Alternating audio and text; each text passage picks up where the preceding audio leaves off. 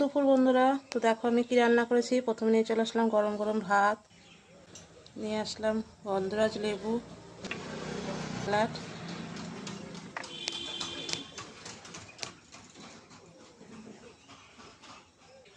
করলা আলু ভাজা। প্রথমে আছে এখানে আছে মসুরির ডাল দিয়ে বেগুন মূলো দিয়ে একটা চচ্চড়ি, জিওল মাছ, আলু পেঁপে গাজর দিয়ে একটা ঝোল। এখানে আছে ডিমের অমলেট, আলু দিয়ে একটা তরকারি। শেষ পাতে আছে বন্ধুরা রসগোল্লা। আর এখানে দিয়ে দিলাম 1 গ্লাস জল। তো আমার রান্নাটা কেমন হয়েছে সবাই অবশ্যই বলবে, ভালো লাগলে লাইক কমেন্ট করবে।